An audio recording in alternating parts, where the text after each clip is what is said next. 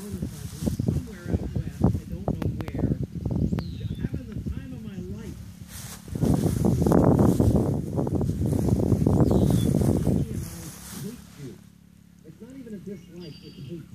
We just Peter remember from District Boston,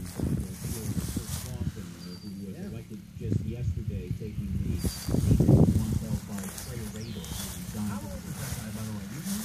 Boston, I want to say I read he was 46 for some reason, but I could Great, be there wrong. goes my future seat. What do you want from the I thought that was the number that came out, but he won that seat, and just a few minutes ago through the 18th, it's declaring Charlie Wangle The winner in yesterday's primary.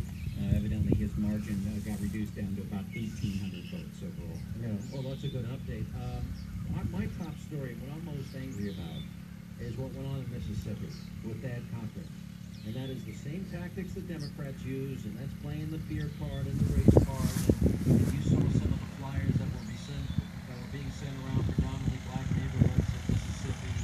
35,000 Democrats have crossed over to vote. Thad Cochran appealing to these people. And then, of course, the Roland Hall. I am so disgusted.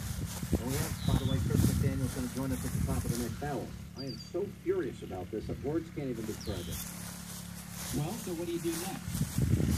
Well, I think there's a couple of things. Now, I haven't spoken to Chris McDaniel, but I think the first thing you've got to do is, of those 35,000 Democrats, did any of them vote in the earlier primary before the runoff on the Democratic side? Because if they did, they weren't eligible to vote. That's number Yeah, one. no, I wasn't there to see what happened in the polling places, but usually there is a list that is used at the polling places to double check. But yes, that would be one of the things to check out, because in that state, like a lot of other states, you don't register by party.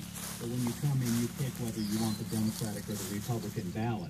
And the only restriction on yesterday was if you had voted in the Democratic primary back on June the 3rd, you were not eligible to vote yesterday in the GOP runoff. All right, so that's the first thing that I would look at. The next thing that I would look at, although this is far more difficult to prove and it's a higher standard because you're trying to get into somebody's heart and intention when they were voting, but people in Mississippi are not legally allowed to vote for somebody in a primary if they have no intention of voting for them in the general election, and there were any number of people that said they were crossing over in the Republican primary, but weren't going to vote for him in the general. So that's We have a number of those things in different states. I want to say maybe Texas might have that, and some other states where you're supposed to say that if I vote for this party's candidate, then I'm going to support that person in November.